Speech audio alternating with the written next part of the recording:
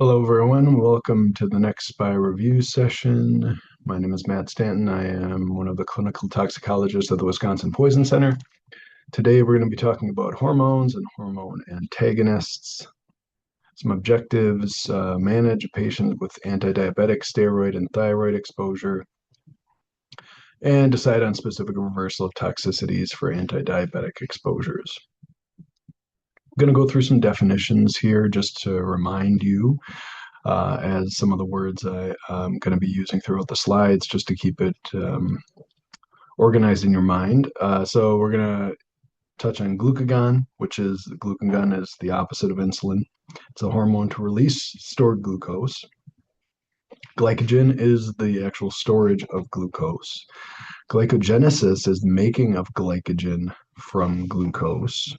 And then glycogenolysis is the breakdown of stored glycogen into glucose. I wouldn't commit this to memory. This is just an overview of several of the different substances we're going to be talking about when we talk about the anti-diabetic drugs. Just to give you a picture of where they're working. Some of them work in multiple different places. For example, you'll see metformin in several places as far as increasing glucose uptake in skeletal muscle, as well as increasing GLP-1 and decreasing glucose absorption in your intestines, as well as possibly decreasing gluconeogenesis in your liver. Right, so sulfonylurea is essentially just working the pancreas to release insulin. The DPP-4 inhibitors and GLP-1 agonists decrease glucagon secretion and increase insulin secretion in your pancreas, as well as gastric emptying and GLP-1 in your GI tract. The TZDs or thiazolidinediones, we don't really use therapeutically too often anymore, but you might see these in practice occasionally. They do a couple different mechanisms, such as glucose uptake in your adipose tissue and glucose uptake in your skeletal muscles, as well as increasing insulin sensitivity in your liver.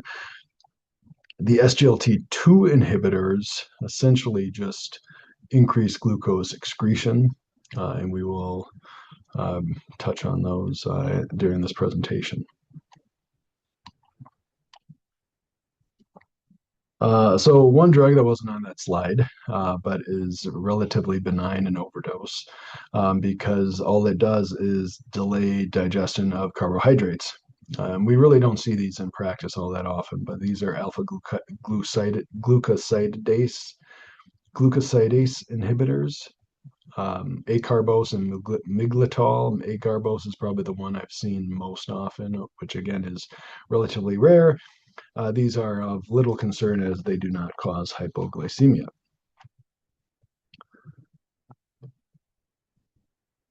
Moving to the DPP-4 inhibitors, DPP-4 stands for dipeptidyl peptidase 4 enzyme. These are drugs like sitagliptin, which is the brand name Januvia, linagliptin, saxagliptin, or other ones that we've seen. These do several different mechanisms, increasing GLP-1, increasing insulin release, decreasing glucagon. There's potential for hypoglycemia, but it's really not a big risk when you compare them to insulin or the sulfonylureas, but it's possible. But again, usually relatively benign in overdose.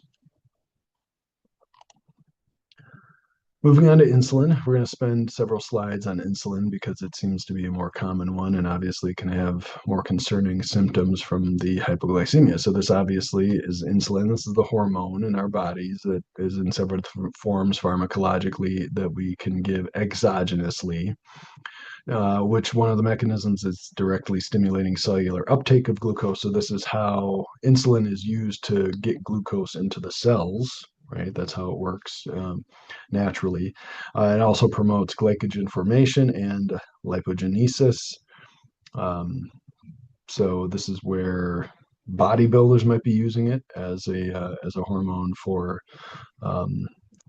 mass effect from storage of glycogen in muscles, and then as well as storing fats.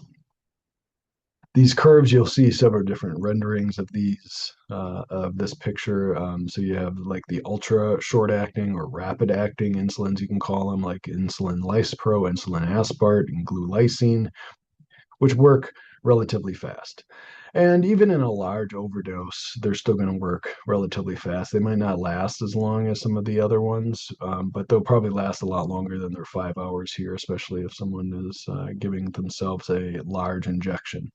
Regular insulin, which is what you could consider to be short acting insulin, it peaks at about 4 hours. And again, that's relatively the same as far as an intentional overdose would go.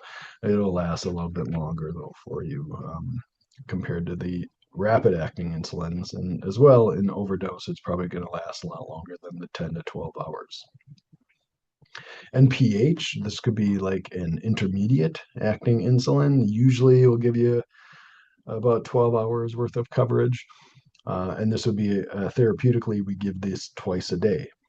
And regular and MPH actually come as a combined product, and that's insulin 70/30. So the NPH acts as like a basal insulin, and then the regular insulin covers meals, because you always have some secretion of insulin going on all the time as long as you have a functioning pancreas. So insulin is always being released. That's what the NPH is for. You give that twice a day, and then you have regular insulin on there to cover meals as well. Or you can give them separately or as the combination 70/30. We get out to the longer side of this chart or graph, you'll see insulin detamere, insulin degludec, and insulin glargine. Insulin glargine's Lantus. It's probably one of the more common ones. And Lantus is just one of the brand names that's available. There are several other brand names that have different insulin glargine concentrations. So again, these are the longer acting. You can think of them as being a 24-hour long acting insulin. They don't have a massive peak. Obviously, they'll kind of peak at some point. But again, this is for basal insulin dosing. So at least when you see some of these, you can kind of get an idea of, okay, is this a long acting insulin, a shorter acting insulin, intermediate acting? How long do we suspect some effects to take? Generally, unintentional overdoses aren't usually that big of a problem. Occasionally they are, but the intentional overdoses are obviously much, much more of an issue.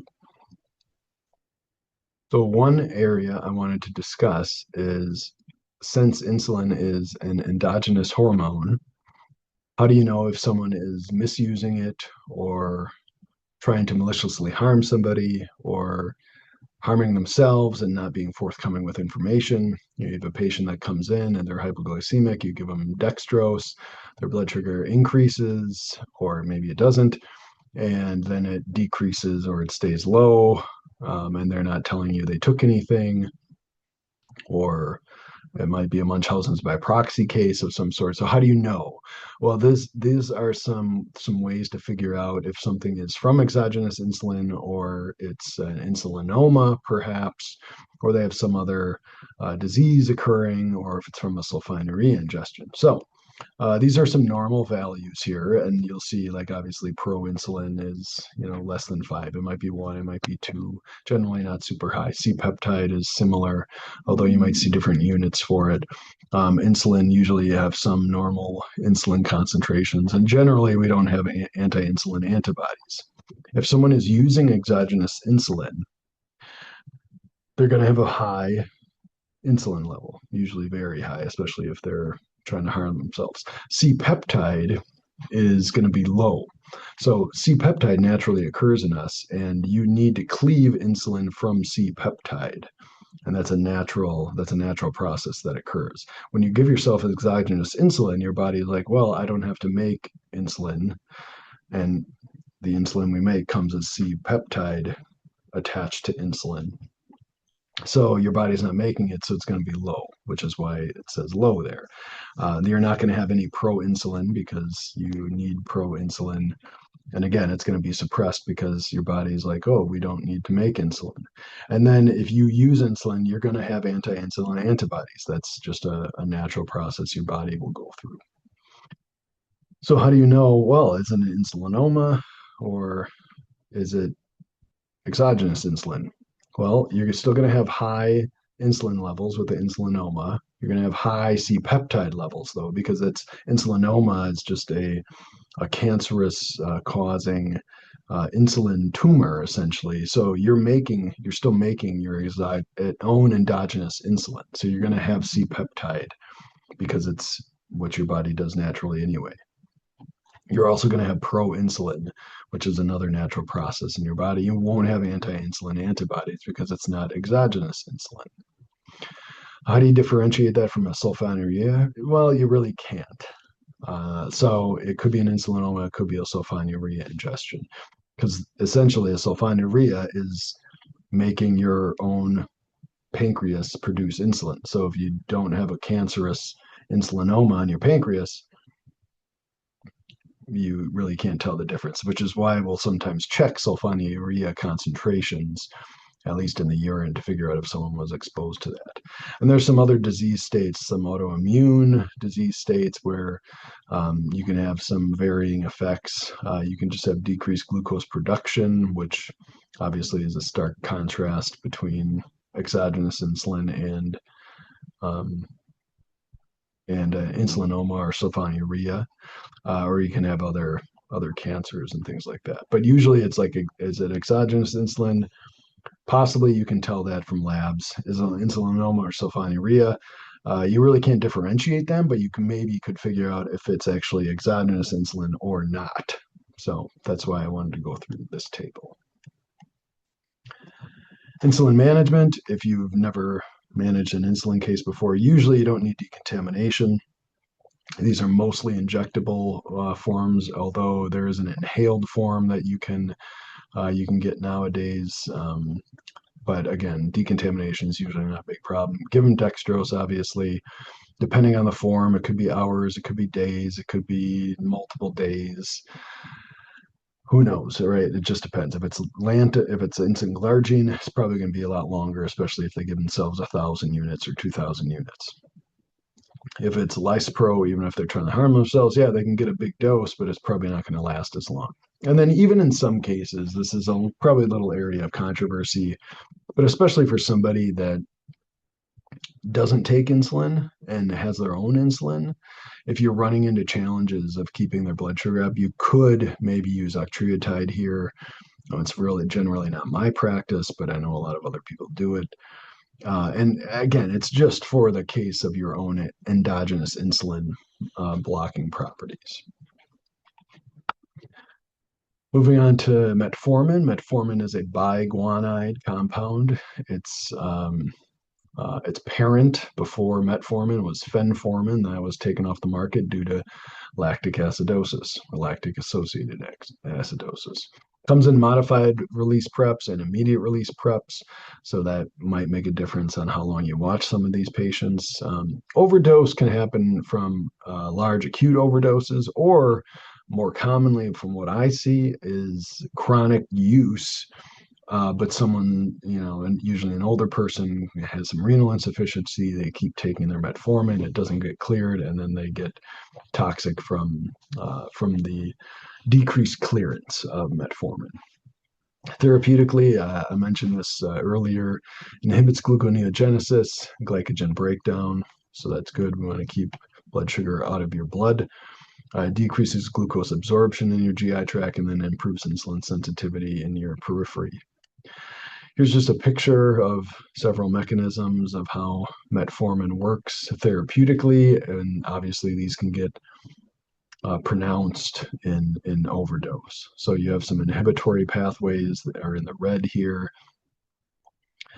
to stop, glucose from being produced. Also, again, in your intestines, helping GLP-1. It does inhibit oxidative phosphorylation, but at a different part of the electron transport chain. And then it also helps with increasing insulin from your pancreas. But again, we really don't see a lot of hypoglycemia with it. I wouldn't spend time memorizing this. This is just for illustration of all the different mechanisms metformin has. Well, every time we talk about metformin and toxicology, we tend to use a term. The term is mala. This term has had several definitions over the years, several meanings over the years. The most recent one that probably makes the most sense is a metabolic acidosis with elevated lactate or elevated lactic acid. This is probably the preferred term over metformin associated lactic acidosis. The production of lactate is complex, and it probably is not to confuse people, but lactic acidosis is kind of a misnomer. And it's probably not the generation of lactate that causes an acidosis, but that is for a separate topic. Um, so metformin does decrease hepatic lactic acid uptake and conversion of lactate to glucose. So you do get elevated lactate concentrations. And it might happen to some degree therapeutically too, but generally not a big problem. An overdose, GI symptoms, usually acutely, rare hypoglycemia, the severe effects, usually because of the acidosis, is the Caesar coma death triad that we talk about in toxicology. It can be early or delayed depending on the amount that was taken, the release preparation. So how do we manage it? Give activated charcoal if it's an acute ingestion. If it's an older person that's just been chronically taking it, you probably don't need to get fancy with activated charcoal. Really care supportive. If they're really acidemic, sure, you can give them a bicarbonate infusion. But a really sick patient from metformin needs hemodialysis. And there are some criteria put out by the XStrip work group, lactate greater than 20, or there's maybe a less strong recommendation if it's greater than 15. Recommended if the pH is less than 7, or suggested if it's less than 7.1. If you've failed regular supportive care, or if you have some of these other comorbid conditions in relation to the metformin overdose.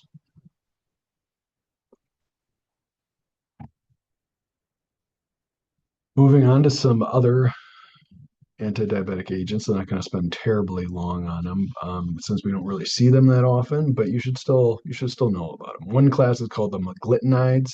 This is nataglinide or repaglinide. These increase pancreatic insulin release. So again, maybe hypoglycemia. And then the glitazones or TZDs.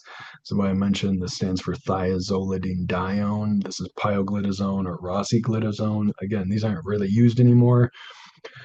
They decrease hepatic glucose production, which is good, and they improve target cell response. Generally not a big problem with hypoglycemia, though.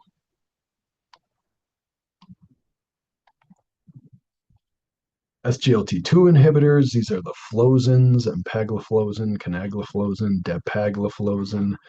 So anytime you see flozin, these are SGLT2s. These are responsible, or SGLT2 endogenously, naturally, is responsible for reabsorption of filtered glucose in the kidney. So our body reabsorbs some glucose that we eventually maybe pee out or not. Inhibition of SGLT2 causes reduced reabsorption. So you're peeing more glucose out, you're increasing glucose excretion. And this is where these drugs have been associated with urinary tract infections because of the increased glucose in your urine. What happens if you overdose? It's rarely causing hypoglycemia. Like, I really don't think of these causing hypoglycemia at all. You can get vomiting, tachycardia, and these have been known to cause this disease called euglycemic diabetic ketoacidosis. So most of the time you're a diabetic taking these. You don't always have to be, but you can at least cause a euglycemic ketoacidosis, and whether you have diabetes or not, is dependent on you. It's really a diagnosis of exclusion. You should also consider starvation ketosis or alcohol ketoacidosis if you're thinking about this.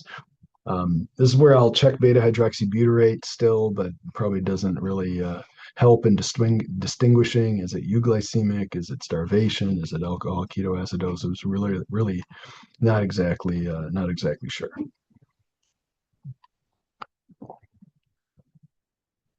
Sulfonylureas, these gain a little more traction in our world since we have an antidote for them. These are drugs like glyburide, glipizide, glimepiride, chlorpropamide. It was an old drug. It was taken off the market. We don't use it anymore, but sometimes you'll see it in textbooks. These stimulate endogenous insulin from your pancreas, right? So this is where the enhanced insulin comes from, and increasing insulin sensitivity to tissues and potential for hypoglycemia. It also reduces glycogenolysis. So the breakdown of glycogen, it inhibits that process. In a toddler, you could probably consider these like a one pill can kill, and we'll send toddlers in for these and have them watched for a pretty extensive duration of time. You can give activated charcoal, though. Don't be afraid.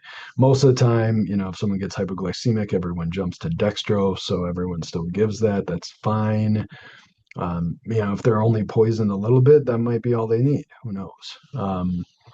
But if they need a second dose or multiple doses, this is where the trigger for octreotide should come in. Octreotide inhibits that process of insulin release in your pancreas. So it'll stop the process. And generally, you only need one dose, maybe in a large overdose of, you might need multiple doses, but um, just a quick sub-Q dose is generally all you need, especially for the toddler and unintentional ingestions.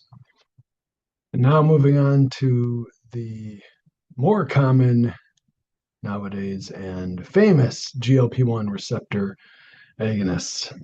Drugs like exenatide, semaglutide, liraglutide. Remember, exenatide was one of the first ones that was available. It's made from the Gila monster saliva because the Gila monster is really good at regulating its blood sugar. These were made into drugs. They release insulin from the pancreas in response to glucose in the stomach, where GLP-1 is. They inhibit glucagon secretion as well. They're mostly injection right now. I say mostly because I know they either came out recently or are working on coming out with an oral GLP-1 receptor agonist. But right now, most of the time, they're weekly injections, maybe daily injections for some of them. They're used for diabetes, they're used for weight loss. Some people are using them that don't need them for weight loss or diabetes, but you can get them at non-pharmacy locations as well. Really, for the most part, it's a lot of GI symptoms, right?